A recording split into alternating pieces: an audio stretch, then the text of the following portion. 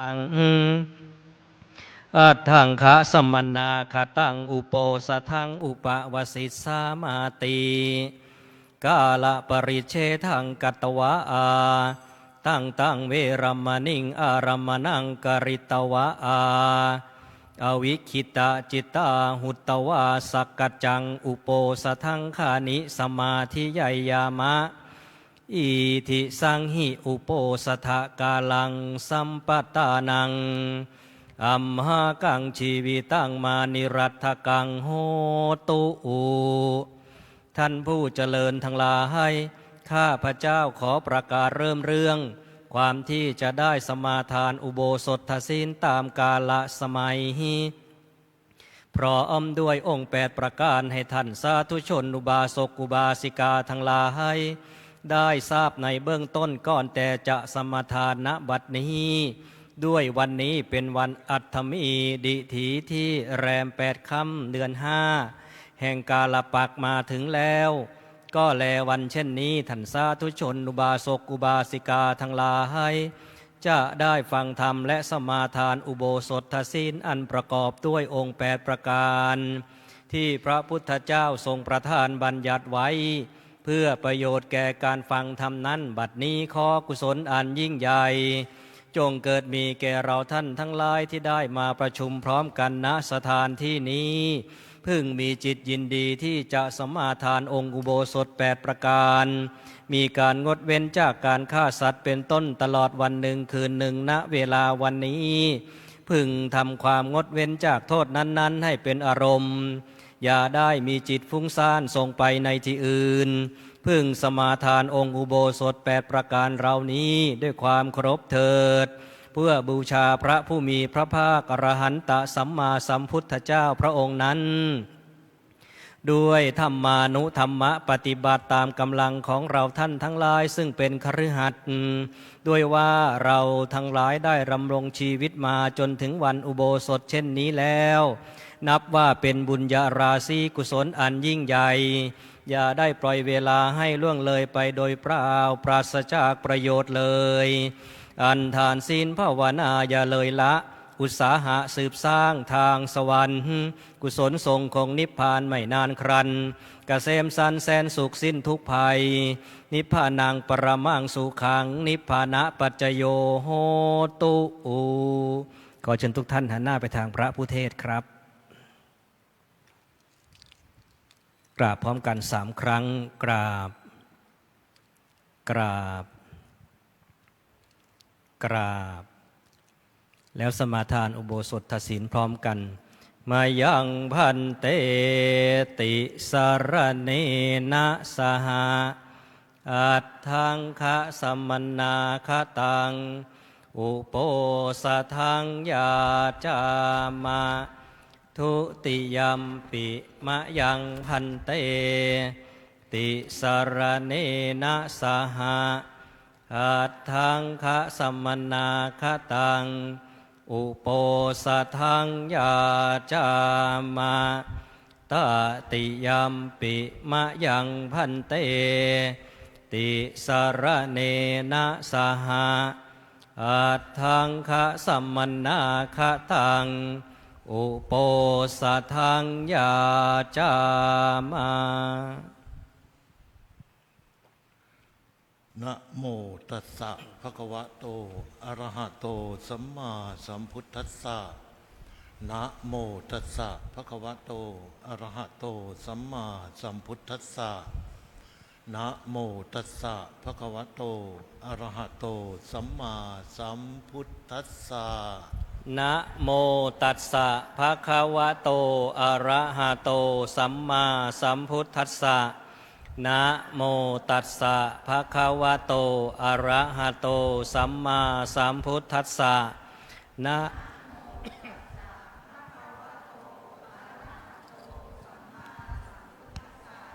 พุทธังสรณังคัจฉามิ พุทธังสารนังคัจฉามิข้าพระเจ้าถึงซึ่งพระพุทธเจ้าข้าพระเจ้าถึงซึ่งพระพุทธเจ้าเป็นที่พึ่งเป็นที่ระลึกเป็นที่พึ่งเป็นที่ระลึก ธัมมังสรณังคัจฉามิ ธัมมังสรณังคัจฉามิ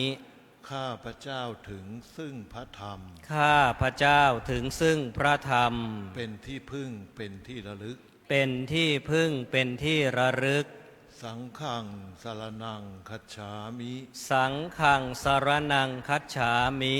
ข้าพระเจ้าถึงซึ่งพระสงฆ์ ข้าพระเจ้าถึงซึ่งพระสงฆ์ เป็นที่พึ่งเป็นที่ระลึก เป็นที่พึ่งเป็นที่ระลึก ทุติยัมปิพุทธังสรณังคัจฉามิ ทุติยัมปิพุทธังสรณังคัจฉามิ ข้าพระเจ้าถึงซึ่งพระพุทธเจ้า ข้าพระเจ้าถึงซึ่งพระพุทธเจ้า เป็นที่พึ่งเป็นที่ระลึก เป็นที่พึ่งเป็นที่ระลึก แม้หนที่สอง แม้หนที่สอง ทุติยัมปิธัมมังสรณังคัจฉามิ ทุติยัมปิธัมมังสรณังคัจฉามิ ข้าพระเจ้าถึงซึ่งพระธรรม ข้าพระเจ้าถึงซึ่งพระธรรม เป็นที่พึ่งเป็นที่ระลึก เป็นที่พึ่งเป็นที่ระลึก แม้หนที่สอง แม้หนที่สอง ทุติยัมปิสังฆังสรณังคัจฉามิ ทุติยัมปิสังฆังสรณังคัจฉามิ ข้าพระเจ้าถึงซึ่งพระสงฆ์ ข้าพระเจ้าถึงซึ่งพระสงฆ์ เป็นที่พึ่งเป็นที่ระลึก เป็นที่พึ่งเป็นที่ระลึก แม้หนที่สอง แม้หนที่สอง ตติยัมปิพุทธังสรณังคัจฉามิ ตติยัมปิพุทธังสรณังคัจฉามิ ข้าพระเจ้าถึงซึ่งพระพุทธเจ้า ข้าพระเจ้าถึงซึ่งพระพุทธเจ้า เป็นที่พึ่งเป็นที่ระลึก เป็นที่พึ่งเป็นที่ระลึก แม้หนที่สาม แม้หนที่สาม ตติยัมปิธัมมังสรณังคัจฉามิ ตติยัมปิธัมมังสรณังคัจฉามิ ข้าพระเจ้าถึงซึ่งพระธรรม ข้าพระเจ้าถึงซึ่งพระธรรม เป็นที่พึ่งเป็นที่ระลึก เป็นที่พึ่งเป็นที่ระลึก แม้หนที่สาม แม้หนที่สาม ตติยัมปิสังฆังสรณังคัจฉามิ ตติยัมปิสังฆังสรณังคัจฉามิ ข้าพระเจ้าถึงซึ่งพระสงฆ์ ข้าพระเจ้าถึงซึ่งพระสงฆ์ เป็นที่พึ่งเป็นที่ระลึก เป็นที่พึ่งเป็นที่ระลึก แม้หนที่สาม แม้หนที่สาม ติสรณะขมานังนิธิตัง อามะพันเต ปานาติปาตา เวระมณีสิกขาปะทังสมาธิยามิ ปานาติปาตา เวระมณีสิกขาปะทังสมาธิยามิ ข้าพระเจ้าสมาทานสิกขาบท ข้าพระเจ้าสมาทานสิกขาบท คือเว้นจากการทำสัตว์ที่มีชีวิตให้ตกล่วงไป คือเว้นจากการทำสัตว์ที่มีชีวิตให้ตกล่วงไป ด้วยกายและวาจา ด้วยกายและวาจา อทินนาทานา เวระมณีสิกขาปะทังสมาธิยามิ อะทินนาทานา เวระมณีสิกขาปะทังสมาธิยามิ ข้าพระเจ้าสมาทานสิกขาบท ข้าพระเจ้าสมาทานสิกขาบท คือเว้นจากการถือพัสดุ คือเว้นจากการถือเอาพัสดุ อันบุคคลอื่นห่วงห้าม อันบุคคลอื่นห่วงห้าม อะรัมมจริยา เวระมณีสิกขาปะทังสมาธิยามิ อะพรหมจริยา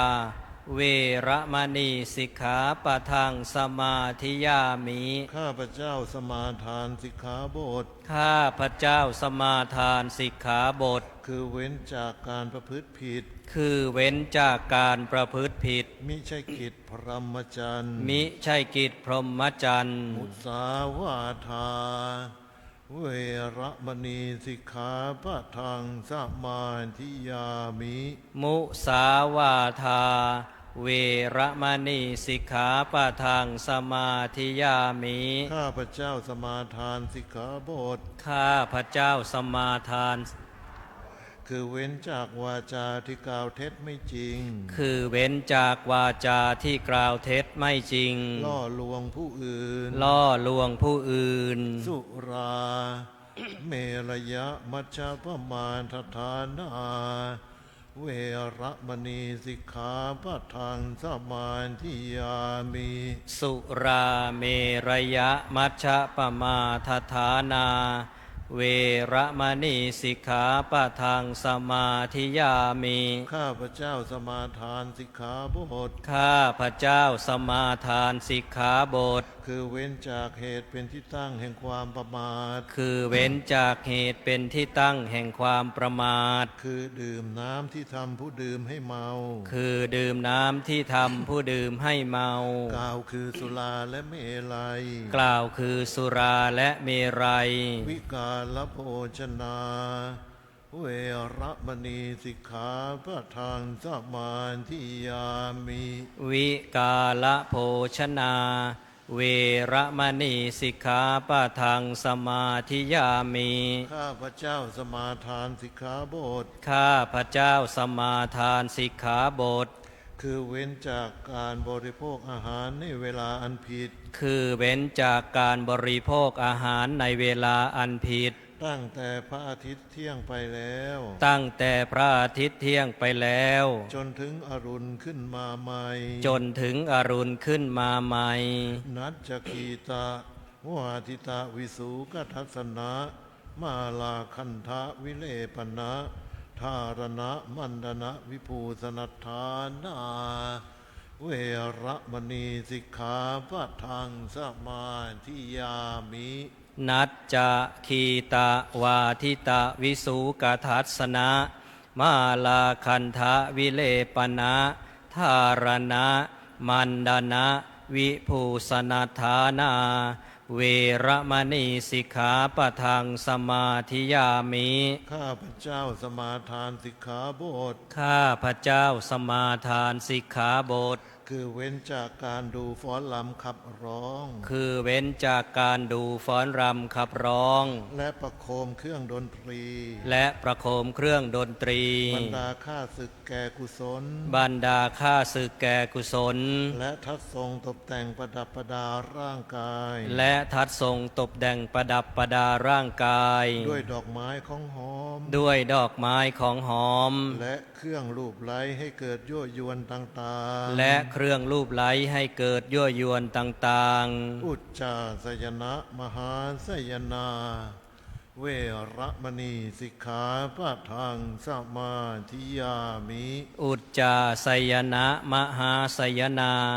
เวระมณีสิกขาปะทังสมาธิยามิข้าพเจ้าสมาทานสิกขาบทข้าพเจ้าสมาทานสิกขาบทคือเว้นจากที่นั่งและที่นอนอันสูงใหญ่คือเว้นจากที่นั่งและที่นอนอันสูงใหญ่ภายในใส่นุ่นและสำลีภายในใส่นุ่นและสำลีอิมังอัตถังคะส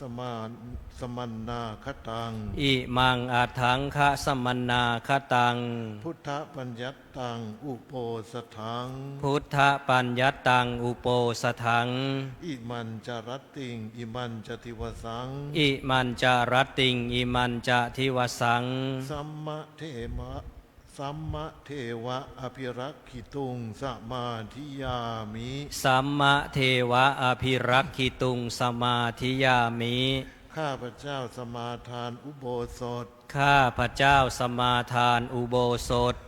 อันพระพุทธเจ้าทรงบัญญัติไว้อันพระพุทธเจ้าทรงบัญญัติไว้ประกอบไปด้วยองค์8ประการนี้ประกอบไปด้วยองค์8ประการนี้เพื่อจะรักษาไว้ด้วยดีเพื่อจะรักษาไว้ด้วยดีมิให้ขาดมิให้ทำลายมิให้ขาดมิให้ทำลายตลอดวันหนึ่งคืนหนึ่งณเวลาวันนี้ตลอดวันหนึ่งคืนหนึ่งณเวลาวันนี้อิมานิอัฏฐสิกขาปะทานิ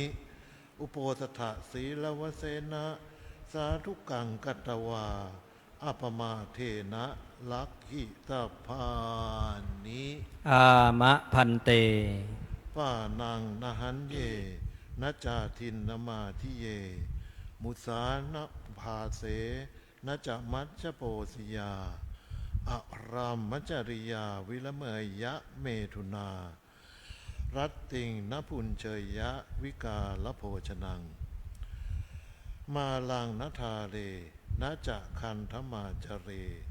มันเจจมายังวะสะเยทสันทะเทเอตันหิอัตถังคิกะมาหุโปสถังพุทเทนะทุกขันตะคุณาปกาสิตังตัสมาหิตุมเหหิอิธานิสัพเพยถาสมาธินะมิมังอุโปสถังเอกามหิอักขังอวีติกมิตวาสัทธาสัทธาลักขะอัปปมัตตาสีเลนะสุขติงยันติสีเลนะโภคสัมปทาสีเลนะนิพุตติงยันติตัสมาสีลังวิโสทะเยพลัมมาจาโลกาทิปติสัมปติกาตอัญชาลีอันทิวารังอะยาจถาสันติทาสันตาปะราชาคชาติกา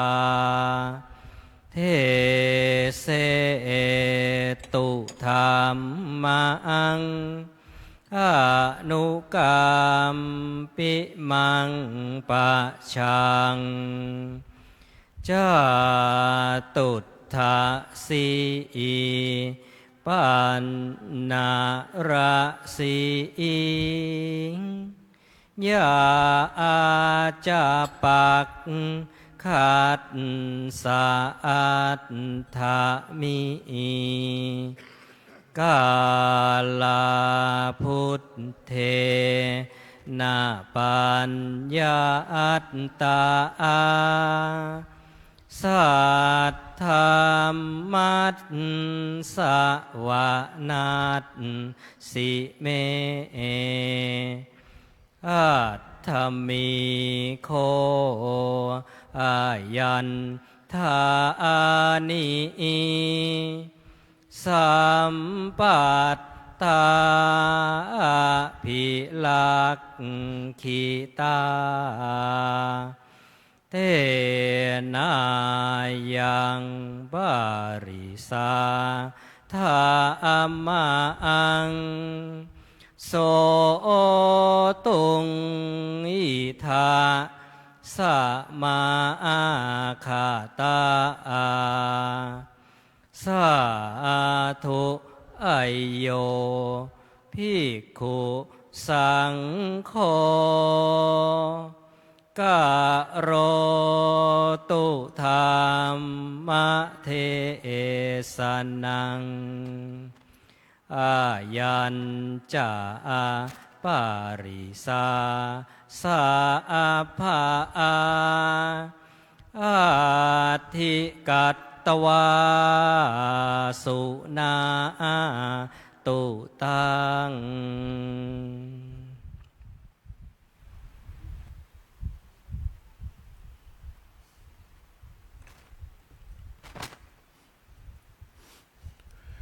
อิธานิตัสสะภะคะวะโตอะระหะโตสัมมาสัมพุทธัสสะปรินิพพานโตปัฏฐายะ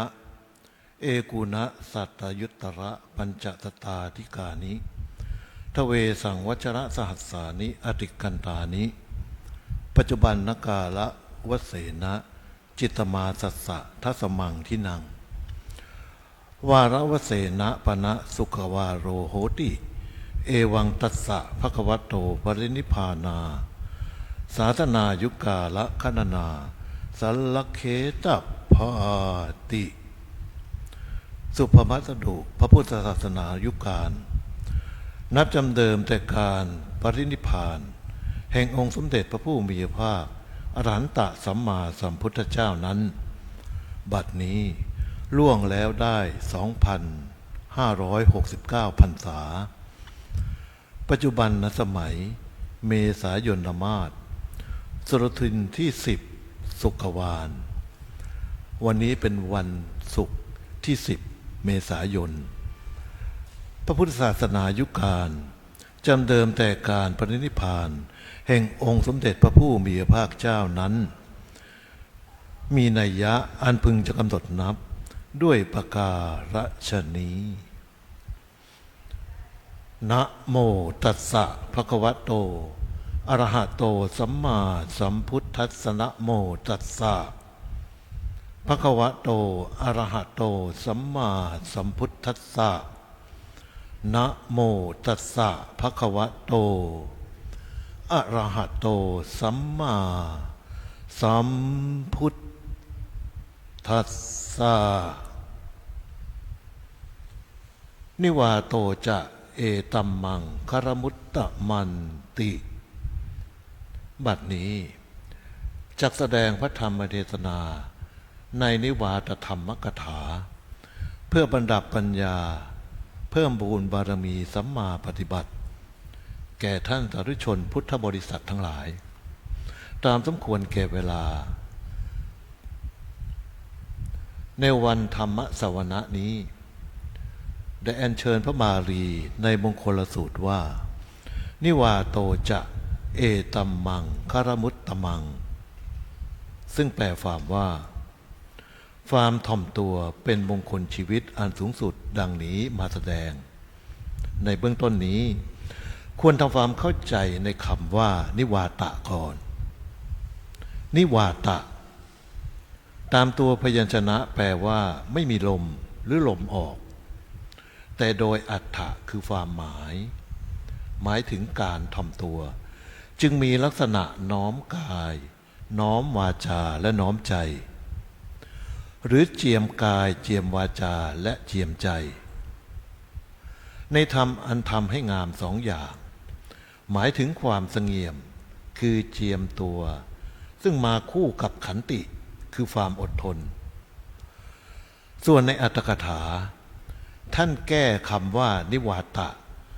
เป็นนีจวุตติตาแปลว่าความประพฤติต่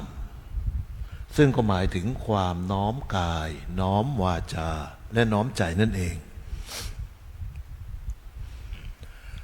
ก็คุณธรรมคือความถ่อมตัวนี้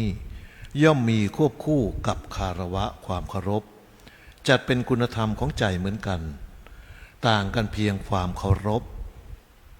ปรารภถึงคุณความดีของบุคคลอื่นวัตถุอื่นที่ควรแก่การเคารพนบนอบบูชา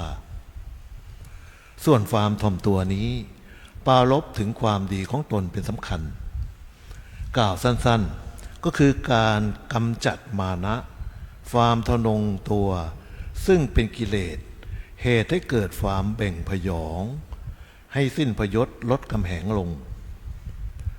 ยอมรับความดีโดยเหตุโดยผลและกำจัดทิฏฐิกระด้าง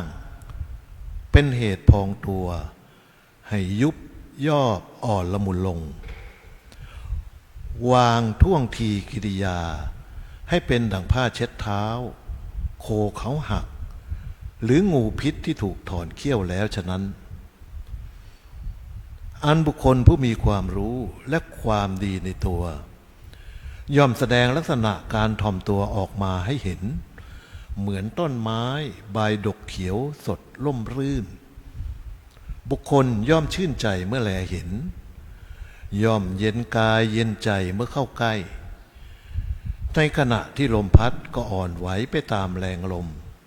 และน้อมกิ่งลงในคราวที่ผลดกส่วนคนมีความรู้มากหากแต่ไร้ความดีมักยิ่งอวดรู้แข็งกระด้างอย่างไม้ตายซากอันต้นไม้ที่ตายแล้วย่อมไร้ใบแข็งทื่อไปทุกส่วนยืนต้องตนนิ่งไม่ไหวตริงและน้อมลงคงคอยแต่จะโค่นหรือหักอย่างเดียวดังนั้นคำโบราณในโลกทิฏฐิจึงผูกเป็นภาษิตเครื่องวัดให้เห็นสมว่าสายบัวเป็นเครื่องวัดน้ำ กิริยาวาจาเป็นเครื่องวัดตระกูลคารมที่แถลงเป็นเครื่องวัดปัญญาต้นหญ้าเหี่ยวแห้งเป็นเครื่องวัดแผ่นดินฉะนั้นอันหนึ่งการถ่อมตัวนั้นนับว่าเป็นสมบัติผู้ดีประการหนึ่งซึ่งเป็นเครื่องประดับตกแต่งคนให้งามตามปกติมนุษย์เราเมื่อแรกพบรูปร่างเป็นสิ่งสะดุดตาถัดมาเป็นกิริยาท่าทีคำพูดนิสัยใจคอเป็นข้อพิสูจน์ขั้นสุดท้ายซึ่งความจริง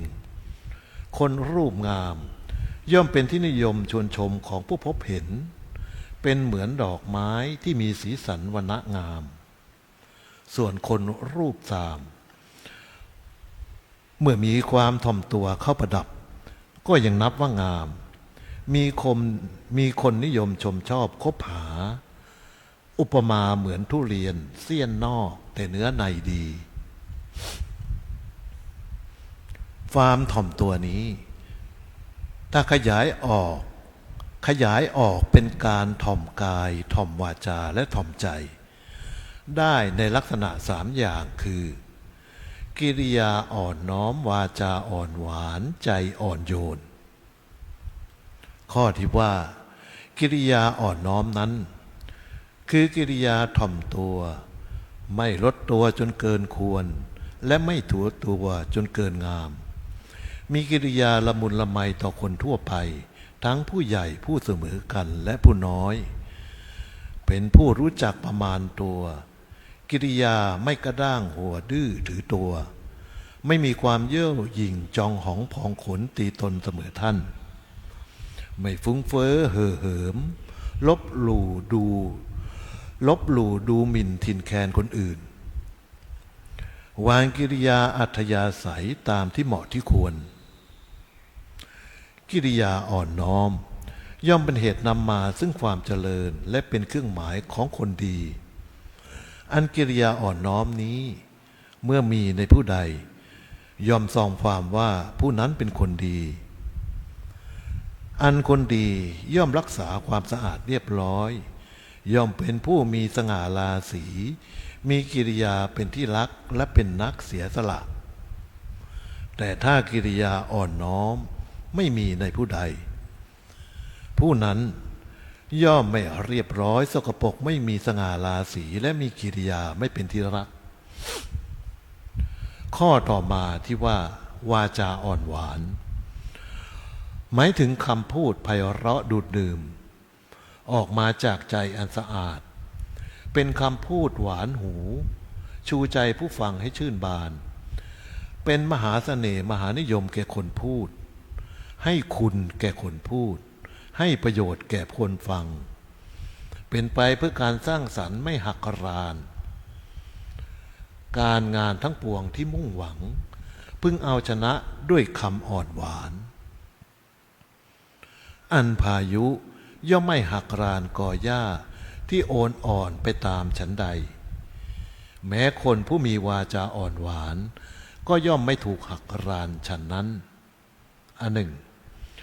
การโอภาปาศัยด้วยวาจาไพเราะอ่อนหวานนั้นนับเป็นสมบัติผู้ดีในการแสดงออกของพระเวสสันดรตอนชูชกมาขอสองกุมารด้วยการให้ยินดีด้วยน้ำเชิญให้ล้างเท้าและให้เข้าไปในอาสมให้กินพลาผลของป่าและให้ดื่มน้ำใสเย็นเป็นการโอภาปาศัยของคนดีโดยที่ไม่รังเกียจว่าชูชกเป็นยาจกต่ำช้านอกจากนี้ยังเป็นอุบายวิธียึดเหนี่ยวน้ำใจผู้ฟังทั้งผู้ใหญ่และผู้น้อยให้ผู้ใหญ่ผูกไมตรีกับผู้น้อยได้สนิทสร้างความผูกพันและความภักดีได้ดีกว่าอำนาจและเงินตราข้อสุดท้ายที่ว่าใจอ่อนโยนนั้นคือใจนอบน้อมละมุนละม่อมถ่อมตัวสงบเสงี่ยมสุภาพเรียบร้อยมีเมตตากรุณาปราณีอบอ้อมอารีเป็นคนเข้มแข็งแต่ไม่ใช่แข็งกระด้าง มีใจอ่อนละไมเหมือนต้นไม้มีผลดกมิใช่อ่อนแอประมาณค่าตัวแต่น้อยไม่นิยมอวดยศอวดศักดิ์อวดอำนาจวาสนาและอวดกำลังเกินตัวแต่นิยมความมีกำลังและใช้กำลังในทางที่ถูกตามคติที่ว่าจงมีแรงเหมือนยักษ์แต่อย่าใช้แรงอย่างยักษ์ความอ่อนโยนนี้เป็นสมบัติของคนดีคนดีย่อมมีใจมั่นคงหนักแน่นไม่ปล่อยใจให้ฟุ้งซ่านไม่บันดาลโทสะให้เสียกิริยามีความเคารพยำเกรงบิดามารดาครูบาอาจารย์ยอมรับนับถือผู้ใหญ่มีใจเมตตาผู้น้อยกับทั้งเป็นคนมีอัธยาศัยกว้างขวางเข้าไหนเข้าได้มีความเข้าใจมีความว่องไวไหวพริบรู้เท่าถึงการองค์อาจกล้าหาญรักษาความสัตย์รักษาความเป็นระเบียบรู้หน้าที่และอดทนในการทำงานรวมถึงการไม่เพียงแต่จะหวังพึ่งคนอื่นต้องพึ่งตนเองปลื้มใจเมื่อทำบุญคุณความดีมีความละอายใจเมื่อทำบาปคนอื่นมีอุปการะคุณแล้วทำตอบแทนคุณและรู้จักลดหย่อนผ่อนผันอันที่จริงในโลกนี้ไม้ลำเดียวกันยังต่างป้องพี่น้องยังต่างใจ10 คนก็10ความรู้10 คนก็10ความคิด10 คนก็10อารมณ์10 คนก็10ความเห็นย่อมเห็นงามต่างใจเมื่อเห็นใครไม่เห็นพ้องกับตนก็ไม่ควรด่วนโกธาอาฆาตพยาบาทจองเวรที่ได้อธิบายมานี้จบลักษณะของความถ่อมตัวอันได้แก่กิริยาอ่อนน้อมวาจาอ่อนหวานใจอ่อนโยนอันหนึ่งนิวาตะความถ่อมตนย่อมมีผลสืบเนื่องมาจากขันติความอดทนจึงจะเป็นบุคคลผู้สงบเสงี่ยมและงดงามที่แท้จริงได้ในที่นี้ขันติธรรมก็มีความหมายเป็น3 นัยยะเหมือนกันคือความอดทน1ความอดกลั้น1ความอดออม1ความอดทนคุณธรรมข้อนี้มีความหมายลึกซึ้งคือมีทั้งอดทั้งทนความจริงบุคคลผู้อุบัติมาในโลกนี้ย่อมมีความรู้สึกนึกคิดอยู่2 อย่างเท่านั้นคือความชอบกับความชังเมื่ออย่างใดอย่างหนึ่งเกิดขึ้นถ้าไม่อดในเวลาที่ควรอดหรือไม่ทนในเวลาที่ควรทนความเสียหายก็เกิดตามมาเช่นบุคคลบางคนอยากจะกินก็กินอยากจะนอนก็นอนอยากจะซื้อก็ซื้อเป็นต้นถ้าเป็นเรื่องที่เหมาะสมไม่มีโทษก็พอทำเนาแต่ถ้าเกินพอดีก็เป็นเหตุให้เกิดมีทุกขภัยเหมือนคนไข้กินของแสลงฉะนั้นอันหนึ่งแม้ถึงคราวทนถ้าไม่ทนก็เกิดความเสียหายเช่นไม่ทนต่อลมฟ้าอากาศหนาวก็นอนร้อนก็หนีไม่ทำงานไม่ทนต่อคำนินทาว่าร้ายก็จะกลายเป็นความทะเลาะวิวาทบาดหมางคนบางคนเสียคนก็เพราะขาดน้ำอดน้ำทนนั่นเองข้อที่2ความอดกลั้นเป็นลักษณะของความอดใจไม่ปล่อยใจให้ตกเป็นทาสของความอยากซึ่งปัจจุบันนี้มีเครื่องยั่วยวนใจมากทั้งเกิดจากทางตาหูจมูกปากผู้มีความอยากเป็นเจ้าหัวใจไม่อดใจไม่คิดถึงตัวและฐานะครอบครัวชอบตามใจความอยากจึงตกยากไม่รู้ตัวชาติบ้านเมืองเจริญช้าอาชญากรรมเกิดขึ้นหลากหลาย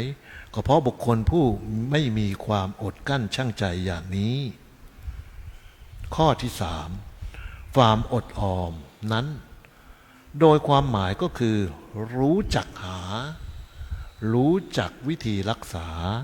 ที่สำคัญคบหากัลยาณมิตรเลี้ยงชีวิตพอเหมาะพอควรสมเด็จพระสัมมาสัมพุทธเจ้าแม้พระองค์จะทรงอยู่เหนือโลกแต่ก็ยังทรงห่วงใยคนในโลกต้องการให้คนในโลกครองเรือนครองโลกอย่างผาสุกเช่นทรงสอนเตือนว่า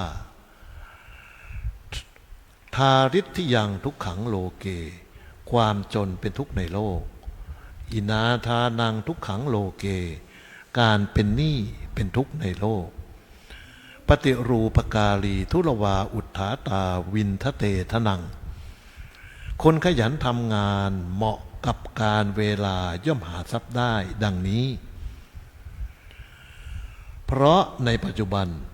ประเทศชาติบ้านเมืองกำลังประสบกับภาวะวิกฤตทางเศรษฐกิจถึงกับต้องกู้หนี้ยืมสินมาใช้จ่ายในการบริหารบ้านเมือง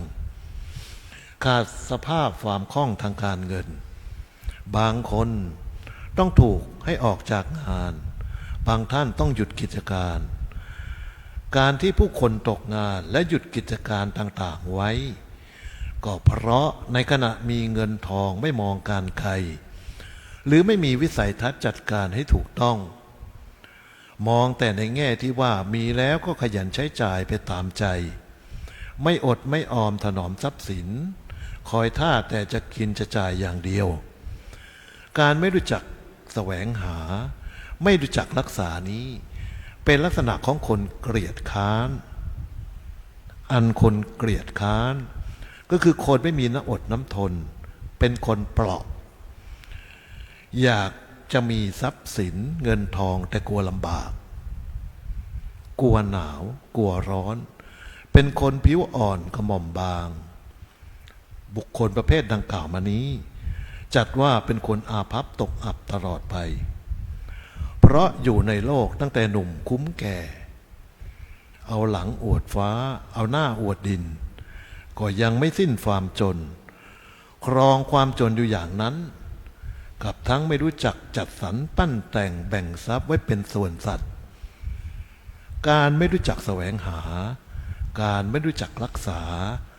การใช้จ่ายทรัพย์เกินกำลังของการแสวงหาจัดเป็นการสร้างความทุกข์ความลำบากและความยากจนส่วนการรู้จักประหยัดอดออมและใช้จ่ายทรัพย์ตามกำลังที่มีอยู่และหาได้เป็นการสร้างความสุขความอบอุ่นใจเพราะทรัพย์สินที่ถนอมและอบออมไว้นั้นเป็นสิ่งสำคัญที่จะเชิดชูฐานะของบุคคลตามลำดับผู้มีทรัพย์จึงนับว่าไม่ไร้ญาติดังคำสุภาษิตของไทยกล่าวไว้ว่ามีเงินเขาก็นับว่าน้องมีทองก็นับว่าพี่ยากจนเงินทองพี่น้องไม่มีหรือที่ชูชกว่ามีเงินมีทองพูดไหนพูดได้มีไม้มีไร่ปลูกเรือนงามคนมีทรัพย์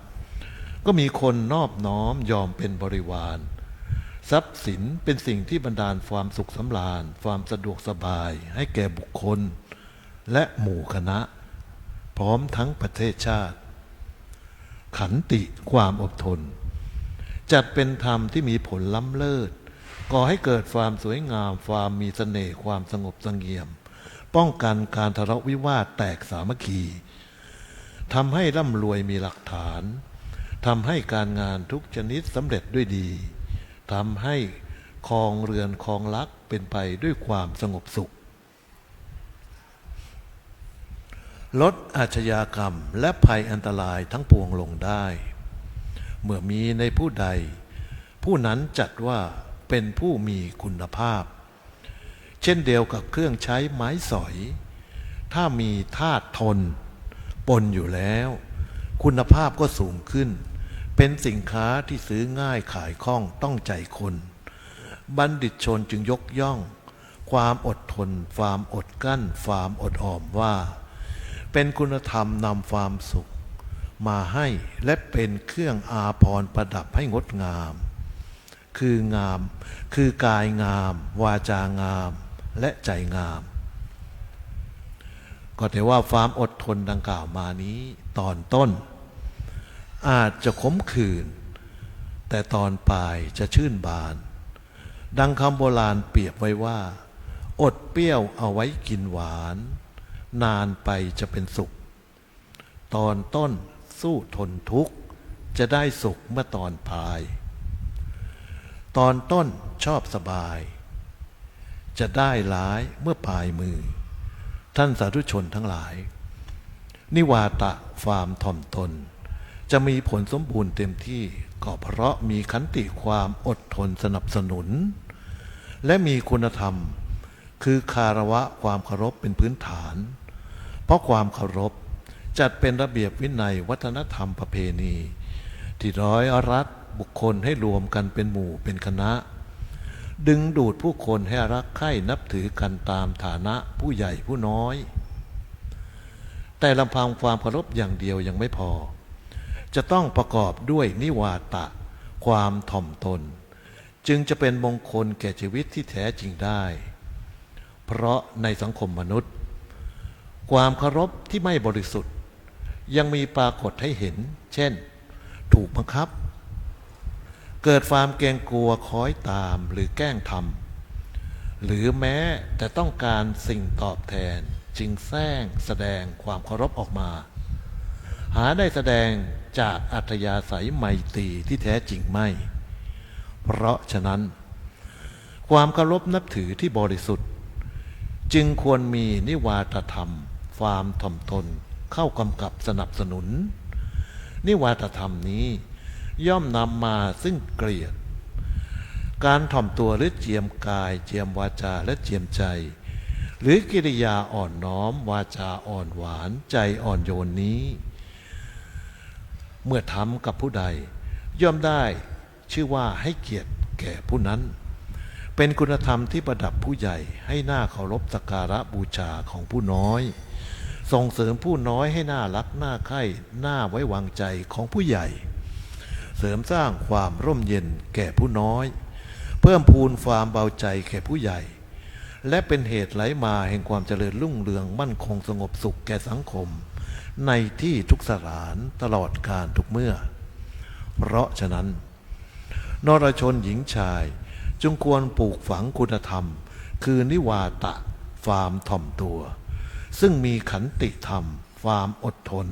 ความอดกลั้นความอดออมและคารวะความเคารพนับถือคอยกำกับสนับสนุนเป็นจริตอัธยาศัยเพื่อพัฒนาตนแต่งกายวาจาใจให้เป็นกิริยาอ่อนน้อมวาจาอ่อนหวานใจอ่อนโยนอันเป็นอุดมมงคลอันสูงสุดประการหนึ่งในพุทธศาสนาดังเช่นท่านสาธุชนในพระอุโบสถนี้แหละเทศนาปริโยสาเนในการเป็นที่สุดลงแห่งเทศนานี้ขออนุโมทนาในกุศลเจตนาสัมมาปฏิบัติและธรรมสาวนามัยกุศลที่ท่านสาธุชนได้มาเป็นให้เป็นไปแล้วด้วยดีด้วยอานุภาพแห่งคุณพระศรีรัตนตรัยและบุญกุศลทั้งมวลจงรวมเป็นส่วนสามัคคีดลบันดาลประทานพรอำนวยสุขสมบัติบำบัดทุกข์บำบัดภัยบำบัดโรคให้พ้นจากความเสื่อมโศกก็ให้ท่านสาธุชนทั้งหลายจงเจริญด้วยจตุรพิธพรชัยทั้งสี่ประการคืออายุวันนะสุขภาละปฏิภาณธนสารสมบัติธรรมสารสมบัติเจริญรุ่งเรืองในหน้าที่การงานตลอดปีพุทธศักราช 2569 นี้และตลอดไปในที่ทุกสถานคิดสิ่งหนึ่งหวังสิ่งใดที่เป็นไปโดยชอบประกอบด้วยธรรมขอให้ความคิดนั้นความปรารถนานั้นจงพันสำเร็จสมความมุ่งมา่ปรารถนาเทินแสดงว่าธรรมเทศนามาก็สมสมัยได้เวลาจึงขอสมมุติยุติลงคงไว้แต่เพียงเท่านี้เอวังก็มีด้วยประการฉนี้หันธรรมยังสาธุกรังกโรมะเสเอสาธุสาธุสาธุ วัตตาสันติวิหารวาสินีพูนเปคะเลพูนที่คะเลตะหิงตะหิงตอนธรรมอันธาเนนภวันตุปูนชินตานตัวทิ้งขลวนเตนทวิหารมันดาเลเทราจะมัญชานวกาจะพิงขวนสารามิการหานบันดีอุบาสการอามาจันเทสานิขมาจะอิสราน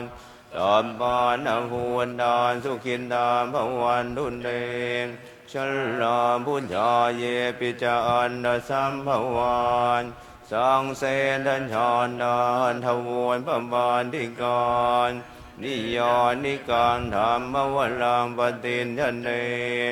ตามเหบินหวยคานสกรวนดุสังขยังทอนุจิรานสันดานธรรมมวลธรรมันตลาจะปวนขลานสังขวยหวนดุสมังขวยวาอันทายจะหินดายจารอมเหราคันดุสันธรรมโมสัมเหบินธรรมวัจาลิโนนหวนถิงสัมปาพุนายยามันธรรมเมอริยาปาเวนทิเต อะหังพุทธันจะธัมมันจะสังคันจะสรนังคโตอุปาสกตังเทเสสิงภิกขุสังคัสสะสัมมุขาเอตังเมสรนังเขมังเอตังสรณมุตตมังเอตังสรณมาคัมมะสัพพทุกขาปมุจจเยยะถาพลังจรยาหังสัมมาสัมพุทธศาสนังทุกขนิสรณัสเสวะภาคีอสังอนาคเตกายเยนะวาจายวเจตสาวาพุทเทกุกรรมมังปกตังมยายังพุทโธปฏิคันหตุวัจจยันตังกาลันตเรสังวริตุงวะพุทเทกายเยนะวาจายวเจตสาวาธัมเมกุกรรมมังปกตังมยายังธัมโมปฏิคันหตุวัจจยันตังการันตเรสังวริตุงวะธัมเมกายเยนะวาจายวเจตสาวาสังเคกุกรรมังปกตังมยายังสังโฆปฏิคันหตุวัจจยันตังกาลันตเรสังวริตุงวะสังเคหันทธานิมะยังพันเตอาปุจฉามะพระหุกิจจามะยังพระหุกรณียายัสสะธานิตุมเหกาลังมัญยทะ สาธุพันเตที่จบลงไปเป็นพระธรรมเทศนาแสดงโดยพระเดชพระคุณท่านเจ้าคุณพระทักษิณคณิสรผู้ช่วยเจ้าวาดวัดพระเชตุพนพระเดชพระคุณนั้นเป็นพระราชาคณะปลัดขวาในพระอาทิสมเด็จพระมหาสมณเจ้ากรมพระปรมานุชิตชิโนรสท่านเจ้าคุณสำเร็จประเรียนธรรม9ประโยคนะครับลำดับถัดไปเรียนเชิญอุบาสกอุบาสิกาน้อมถวายกันเทศท่านเจ้าคุณอาจารย์นะครับเรียนเชิญทุกท่านในการนี้ขอเรียนเชิญอุบาสกอุบาสิกาทุกท่านอนุโมทนาบุญพร้อมกันครับสาธุสาธุสาธุอนุโมทามิเรียนเชิญอุบาสกอุบาสิกานะครับถวายเครื่องกันเทศเสร็จแล้วนะครับน้อมถวายสังฆทานนะครับที่ระเบียงสังฆทานด้านหน้าพระอุโบสถนะครับ